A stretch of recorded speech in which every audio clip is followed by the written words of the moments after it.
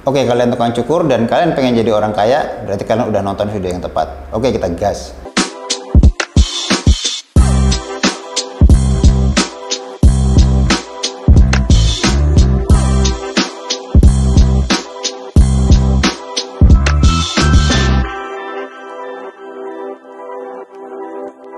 Halo, gua Koko, gua owner 12 cabang barbershop yang tersebar di 5 kota besar di Indonesia, dan gue mau ngajarin kalian para tukang cukur gimana supaya bisa kaya hanya dengan menekuni profesi kalian. Kali ini gue akan ngebahas kenapa pekerjaan tukang cukur dan pangkas rambut atau barbershop bakal masih bisa aman sampai puluhan tahun ke depan, terkait dengan banyak pekerjaan yang sudah mulai tergantikan dengan teknologi. Contoh simpelnya mungkin kayak kerjaan calo tiket pesawat atau calo tiket kapal laut beserta agen-agen perjalanan yang sekarang tergantikan dengan Traveloka atau tiket.com atau yang semacamnya. Atau mungkin calo-calo villa di puncak yang udah tergantikan dengan aplikasi Oyo. Berikut gue akan kasih ke kalian 10 alasan kenapa pekerjaan tukang cukur ini mungkin tidak akan tergantikan dalam waktu yang lumayan lama. Mungkin bisa sampai puluhan tahun lagi. Yang pertama, kebutuhan akan rambut yang teratur. Karena rambut merupakan bagian dari penampilan seseorang dan setiap orang membutuhkan tukang cukur untuk memotong rambut mereka secara teratur demi menjaga penampilan mereka. Yang kedua, keterampilan manual.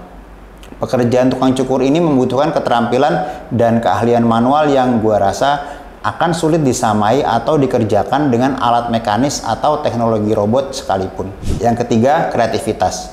Tukang cukur biasanya memiliki kemampuan untuk memahami keinginan pelanggan dan menciptakan gaya rambut yang sesuai dengan kepribadian, bentuk wajah, kebutuhan, bahkan hingga disesuaikan dengan pekerjaan pelanggan sehari-hari. Keempat, populasi manusia yang makin banyak, yang berarti bukannya malah berkurang, justru pasar untuk pelanggan cukur rambut akan selalu bertambah dari tahun ke tahun. Kelima, kemampuan memahami kebutuhan pelanggan seperti nomor 2 di atas. Tukang cukur biasanya memiliki kemampuan untuk memahami dan memenuhi kebutuhan pelanggan secara personal, karena pelanggan perlu diberi edukasi mengenai kepantasan dari model rambut yang mereka inginkan disesuaikan dengan kondisi bentuk dan wajah beserta jenis rambut mereka. Keenam, hubungan dengan pelanggan. Tukang cukur seringkali membangun hubungan yang kuat dan berkelanjutan dengan pelanggan mereka.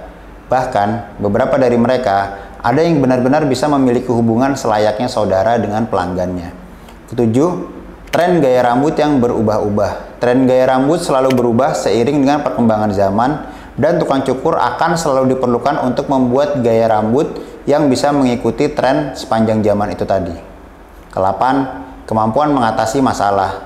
Tukang cukur biasanya bisa dengan spontan mengatasi masalah yang mungkin mendadak muncul selama proses pencukuran rambut, seperti mungkin ada bagian kepala yang ternyata peyang, atau kesalahan pencukuran pada proses cukur sebelumnya.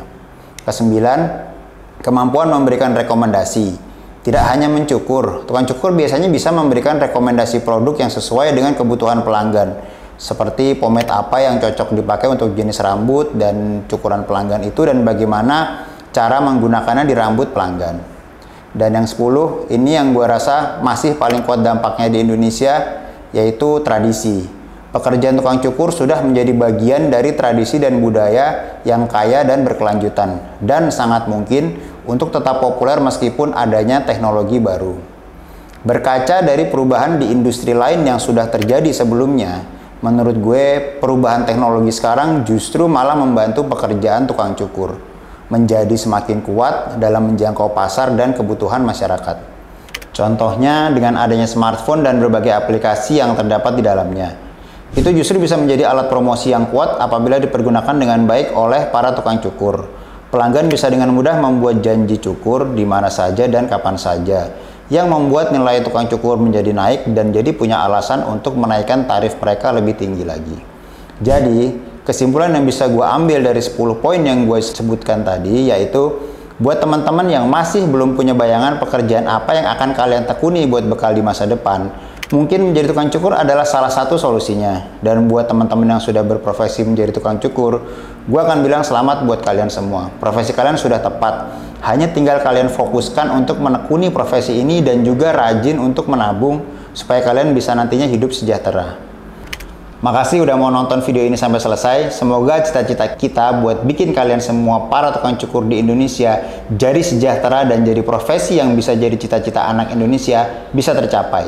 Tanpa usaha dan bantuan kalian semua buat subscribe, like, dan share video gue ini ke teman-teman tukang cukur kalian, mungkin usaha gue ini akan sia-sia. Tapi gue nggak akan berhenti buat video kayak gini karena gue yakin usaha tidak akan pernah berkhianat sama hasil. Sampai ketemu di video gue selanjutnya.